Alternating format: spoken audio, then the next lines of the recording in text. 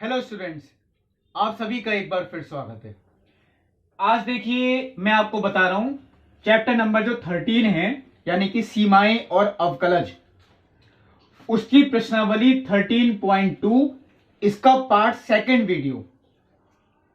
क्योंकि इससे पिछले वीडियो में देखिए मैंने आपको बताया था कि जो गुणनफल नियम और भागफल नियम क्या होता है अवकलज में, अब उससे संबंधित क्वेश्चंस भी होंगे, इसमें और भी एक्स्ट्रा क्वेश्चंस होंगे। तो चलिए इसका पार्ट सेकंड वीडियो स्टार्ट करते हैं। मैंने क्वेश्चन नंबर 4 तक इसके आपको पिछले वीडियो में बताए थे। अब मैं आपको 5 क्वेश्चन से स्टार्ट कर रहा हूं। एक क्वेश्चन देखिए यहां लिखा है x की पावर 100/100 प्लस x की पावर 99/99 प्लस x की पावर 98/98 प्लस 100 अगर हम इसको कंटिन्यू करें x² प्लस x प्लस 1। इस फलन का अवकलज ज्ञात कीजिए। तो देखिए इस फलन को जब यहां पे कुछ लिखा ही नहीं है तो जो भी फलन आपको लिखा हुआ मिलता है उसे हम पहले f(x) मानेंगे। क्या मानेंगे? f(x). अब देखिए हर क्वेश्चन हमें प्रथम सिद्धांत से नहीं करना। प्रथम सिद्धांत वाले के लिए तो प्रथम सिद्धांत लिख के आता है। यह क्वेश्चन तो हम सीधे सूत्र अप्लाई करके करेंगे। लेकिन जब भी आप अवकलज निकालेंगे तो आपको एक लाइन जरूर लिखनी है यहां पर, दोनों पक्षों का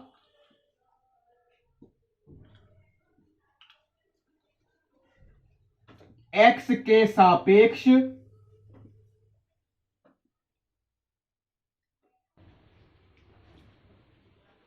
अवकलन करने पर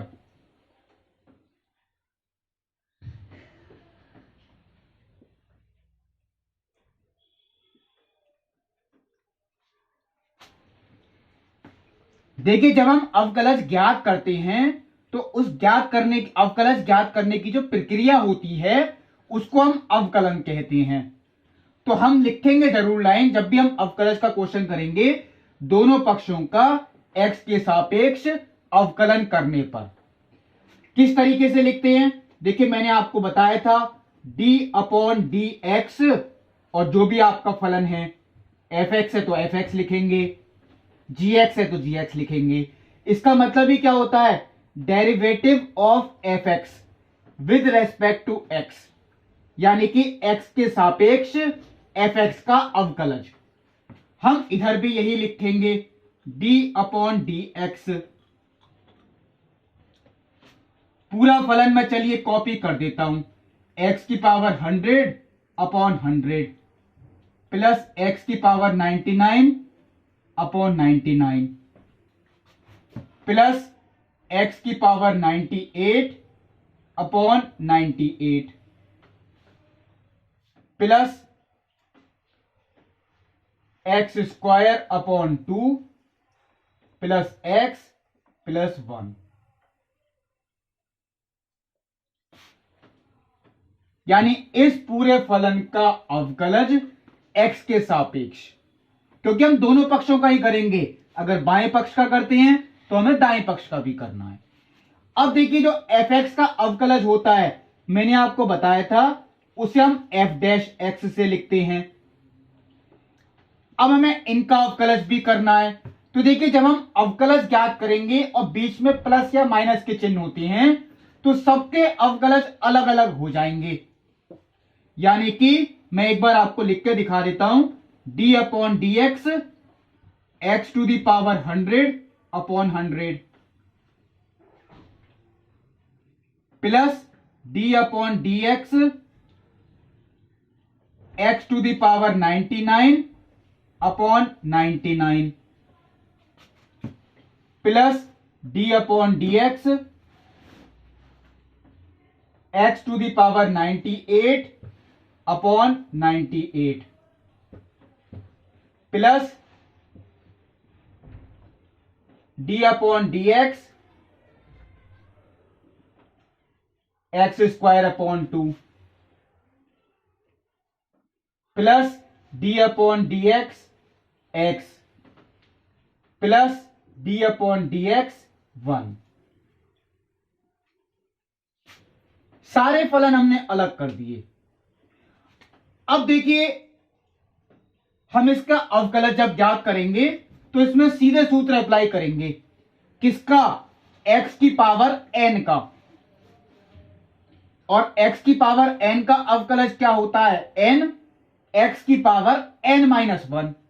क्योंकि मैंने आपको देखिए क्या बताया था, जब हम x की पावर n का करते हैं तो ये संख्या तो आपकी आगे आ जाएगी घात, और x की घात एक कम रह जाएगी, यानी 100 में से एक घटाया 99।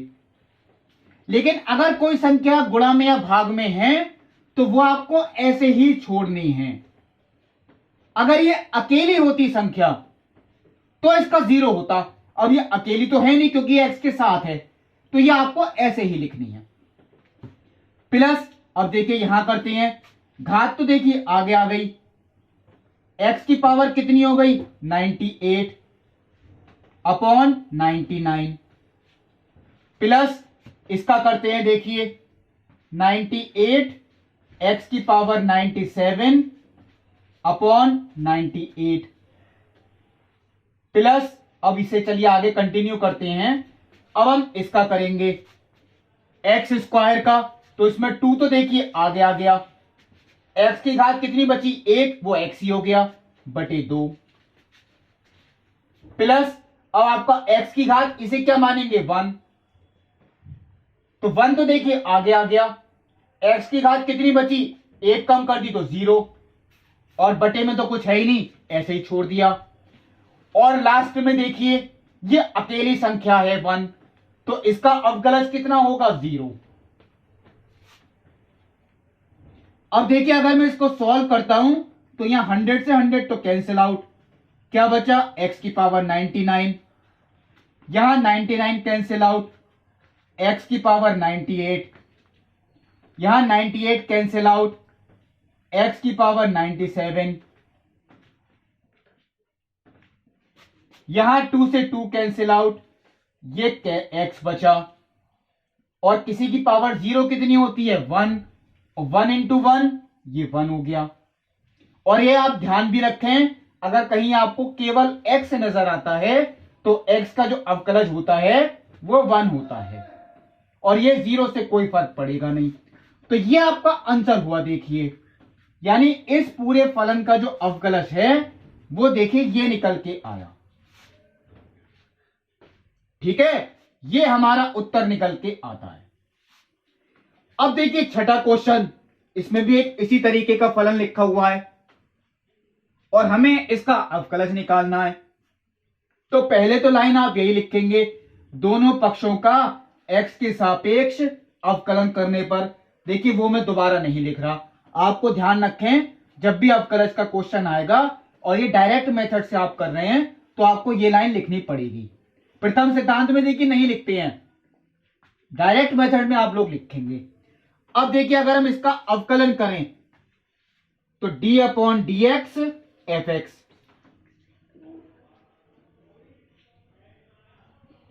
ये सब फलन, पहले तो मैं देखिए यही स्टेप लिखूंगा पूरे फलन का अवकलज, यानी कि d अपॉन डी एक्स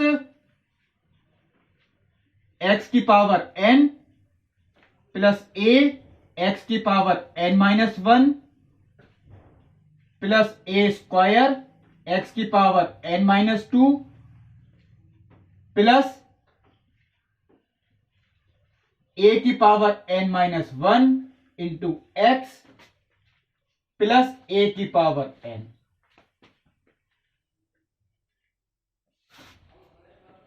अब मैं सबको सेपरेट करूंगा क्योंकि इसका अवकलज d upon D x x to the power n जैसे यहां किया, plus d upon D x, ये मैं चलिए वो स्टेप नहीं लिख रहा, वो आप खुद लिख देना। x की पावर n का अवकलज, ये तो सूत्र ही है n, देखिए इधर का क्या हो गया f डैश x, इसका क्या हो गया n x की पावर n-1, इसका a तो नियतांक है तो वो तो ऐसे ही आएगा गुणा में, हम इसमें लगाएंगे केवल सूत्र। देखिए a तो मैंने ऐसे ही लिख दिया, नियतांक देखिए अकेला होता तो 0 होगा, इसके साथ x का फलन है इसलिए ऐसे ही आएगा ये नियतांक। इसमें x की पावर n वाला सूत्र लगाएं तो देखिए घात तो आगे आ गई, और x की घात 1 कम हो गई तो n-2 रह गई, क्योंकि 1 घटाएंगे n-2 प्लस, अब ऐसे ही देखिए यहां पे a स्क्वायर, घात तो देखिए आगे आ गई, x की घात कितनी हो गई n-3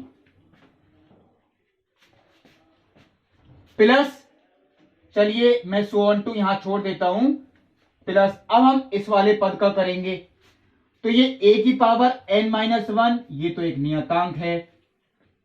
हम केवल x का करें तो अभी मैंने आपको ऊपर भी बताया था, अगर कहीं आपको केवल x नजर आता है तो उसका अवकलज 1 होता है, क्योंकि देखिए मैंने यहां निकाल के दिखाया 1 × 1 वो 1 आएगा, केवल x का अवकलज जो होता है वो 1 होता है, आप चाहे सूत्र से निकाल दें।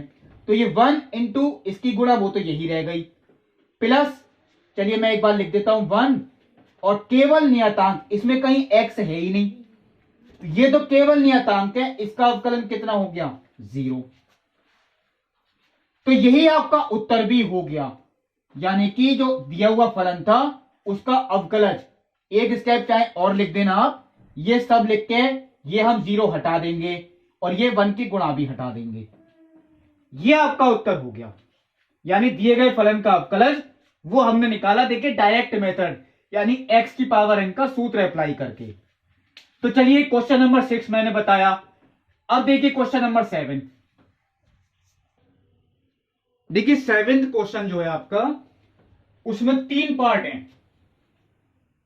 पहला पार्ट में देखिए जो फलन दिया गया है f(x = x - a × x - b), इसका अवकलज ज्ञात कीजिए। तो देखिए जो ये फलन है, एक मेथड तो इसका देखिए ये होता है कि पहले मैं इनकी गुणा करूं, फिर ये फलन x की घात n वाले रूप में हो जाएगा, जैसे थोड़ी देर पहले मैंने आपको क्वेश्चंस बताए थे। अगर मैं इनकी गुणा करता हूं तो x² माइनस का ax माइनस के bx और प्लस के ab, हम उसका अवकलन कर सकते हैं। और दूसरा मेथड ये है, ये देखिए दोनों गुणा में हैं, ये पहला है फलन और ये दूसरा है, तो हम इसमें गुणनफल नियम भी लगा सकते हैं, क्योंकि इस फलन में भी देखिए x आता है और इस फलन में भी देखिए क्या आता है x, तो हम इसमें गुणनफल नियम भी लगा सकते हैं। तो देखिए सिंपल मेथड तो मैं आपको थोड़ी देर पहले ही बता चुका हूं, मैं आपको गुणनफल नियम वाले मेथड से बताता हूं।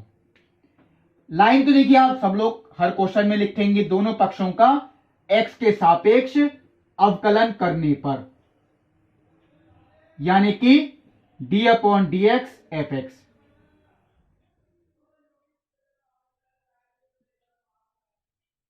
d/dx x - a x - b, fx का अवकलज देखिए आप लोग जानते हैं कि वो f' ही होता है। अब हम इसका करेंगे तो इसमें देखिए फर्स्ट इंटू सेकेंड, यानी कि जो गुणनफल नियम है वो अप्लाई होता है। चलिए मैं एक बार समझाने के लिए लिख देता हूं, यह आपका पहला फलन है और ये कौन सा फलन है दूसरा। पहले हमने फर्स्ट को ऐसे ही लिख दिया, सेकंड का अवकलज वो देखिए मैं यहां लिखता हूं, प्लस अब हमने सेकंड को ऐसे ही लिख दिया, फर्स्ट का अवकलज।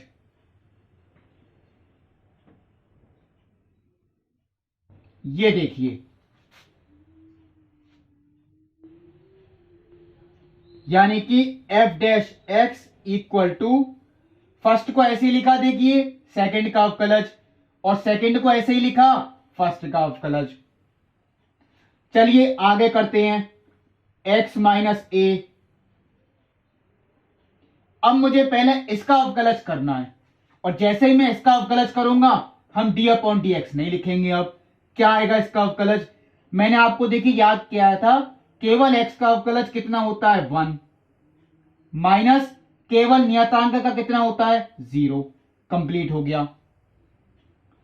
प्लस अब देखिए हम इस वाले में x - b को तो ऐसे ही लिखेंगे, हमें तो केवल इसका अवकलज करना है। अब तो केवल x का कितना होता है 1, केवल ए का 0।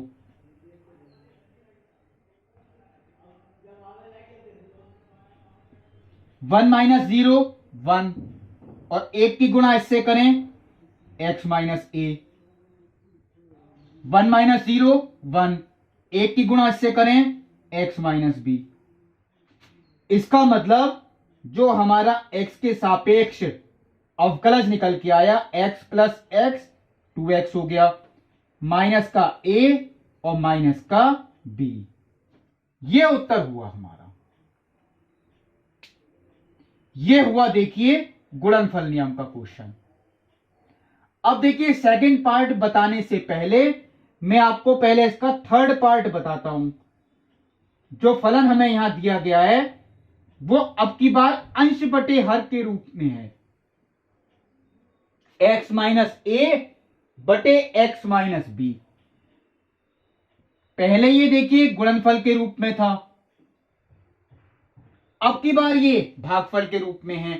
तो जो क्वेश्चन अंश बटे हर के रूप में होते हैं यानी भागफल के रूप में, उसमें भागफल नियम लगता है, और जो गुणनफल के रूप में होते हैं उनमें गुणनफल नियम लगता है। तो देखिए चलिए मैं इसका अवकलज करता हूं। आप लोग ये लाइन तो लिखेंगे दोनों पक्षों का x के सापेक्ष अवकलन करने पर, यानी कि d upon D x f x equal to, अब देखिए यहां पे पहले तो मैं एक बार ये लिखूंगा d upon D x X minus A बटे एक्स माइनस बी। लेकिन चलिए मैं सीधा वो स्टेप कम करके मैं सीधा नियम ये अप्लाई करता हूं, भागफल नियम जो आपको बता रखा है। पहले हर को ऐसे ही लिखते हैं, अंश का अवकलज माइनस अंश को ऐसे ही लिखा हर का अवकलज,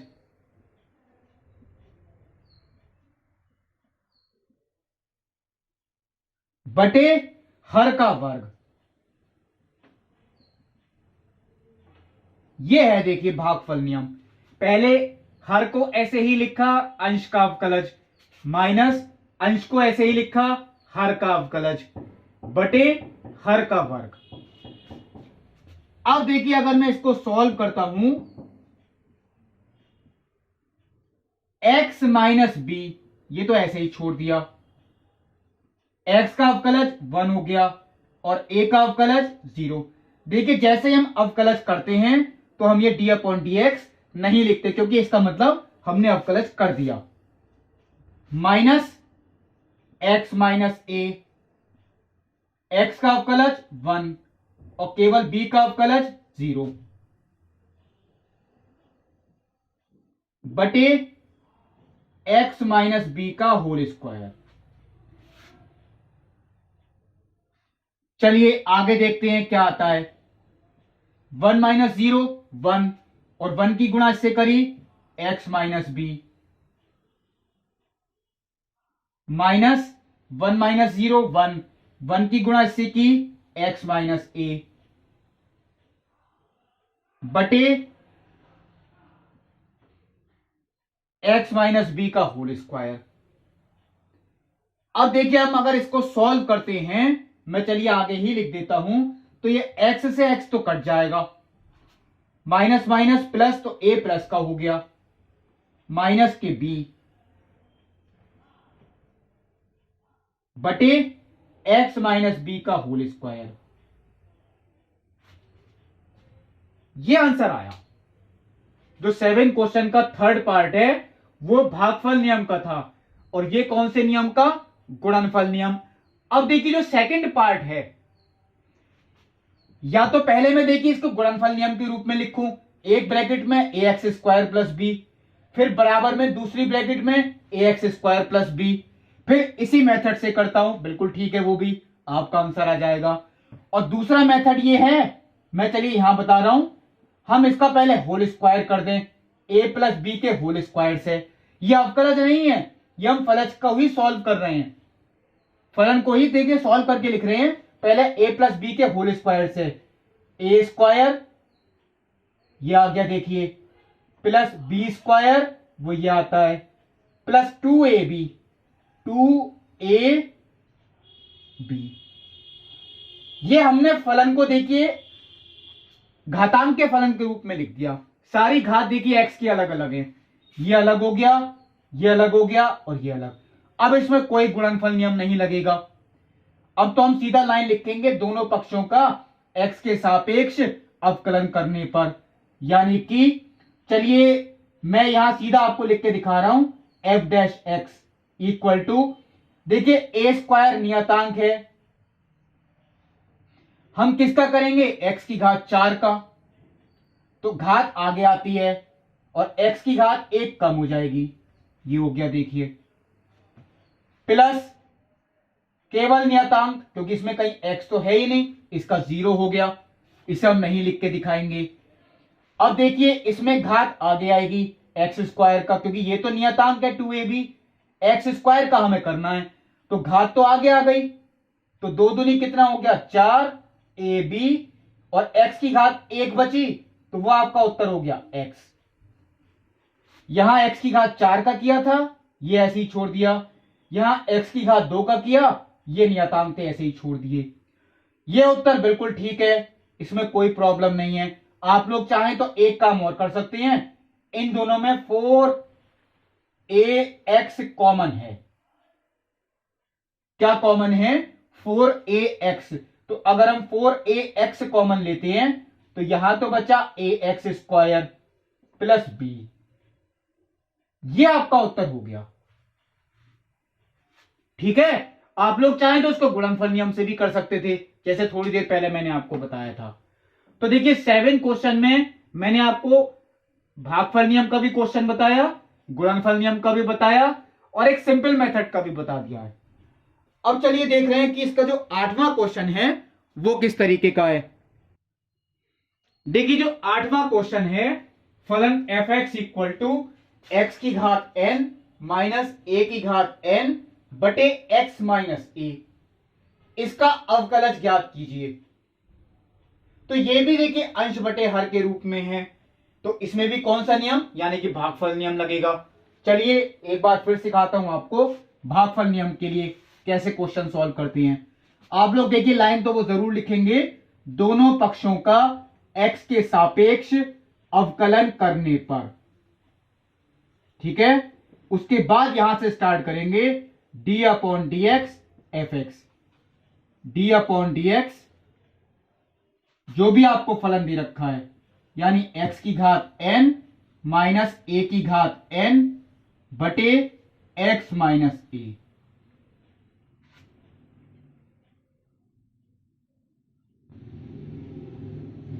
अब देखिए अंश बटे हर का क्वेश्चन, इसका मतलब भागफल नियम ही लगेगा।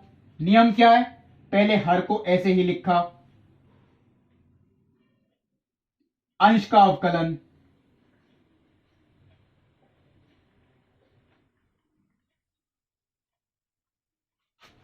माइनस अंश को ऐसे ही लिखा,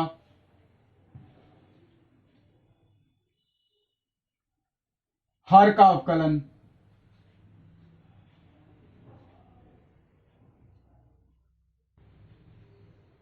बटे हर का वर्ग।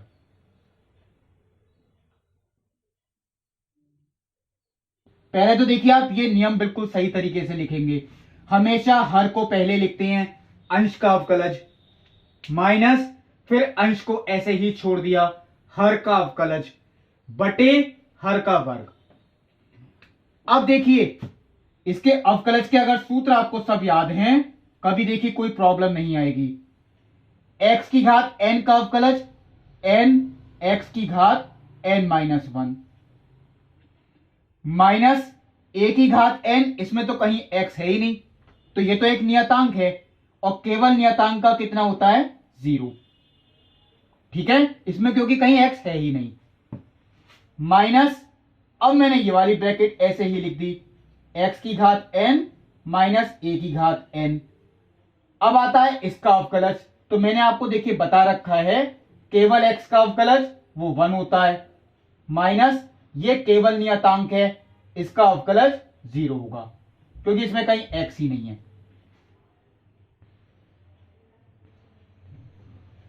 बटे हर का वर्ग,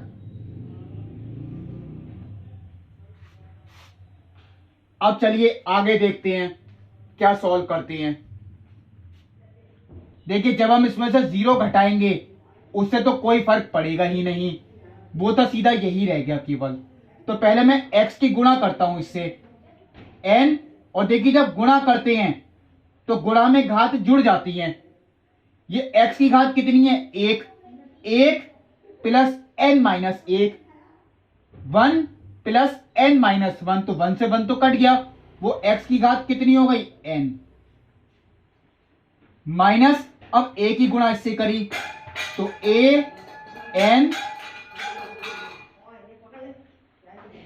x की घात n माइनस 1, ठीक है, माइनस 1 माइनस 0, वो तो 1 ही हो गया। तो 1 की गुणा जब हम इससे करेंगे तो यही आएगा, लेकिन इनके चिन्ह बदलेंगे क्योंकि बाहर माइनस है। माइनस x की घात n और प्लस a की घात n बटे x माइनस a का होल स्क्वायर। ये देखिए आपका, आप लोग चाहें इतना छोड़ सकते हैं, ये बिल्कुल ठीक आंसर है, इसमें कोई गलती नहीं है। और नहीं तो आप लोग चाहें तो इसमें कुछ कॉमन भी ले सकते हैं। किस तरीके से?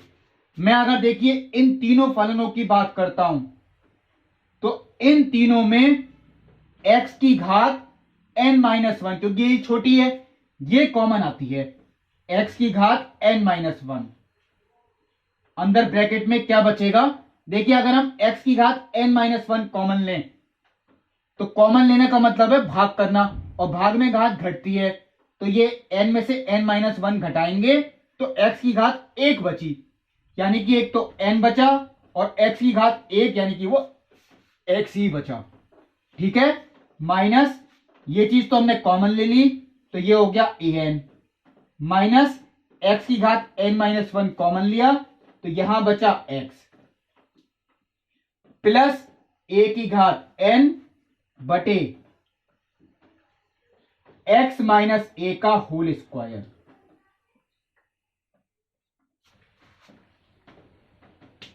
ये बिल्कुल ठीक आंसर है, इसमें कोई गलती नहीं है। आप लोग यहां भी छोड़ सकते हैं, और हो सकता है बुक में किसी और मेथड से दे रखा हो आंसर, आप लोग चेक कर लें, जिस मेथड से भी दे रखा है उस मेथड का आंसर आप लोग ला सकते हैं।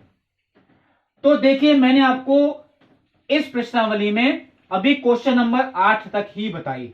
मैंने आपको इसमें देखिए भागफल नियम का भी क्वेश्चन बता दिया है, गुणनफल नियम का भी बता दिया है। अब इससे जो अगली वीडियो होगी उसमें कुछ त्रिकोणमितीय फलनों के अवकलज होंगे कि हम डायरेक्ट मेथड से उन्हें किस तरीके से करते हैं, वो होगा इसका देखिए पार्ट 3 वीडियो, शायद वो इसका लास्ट पार्ट होगा। तब तक के लिए नमस्कार।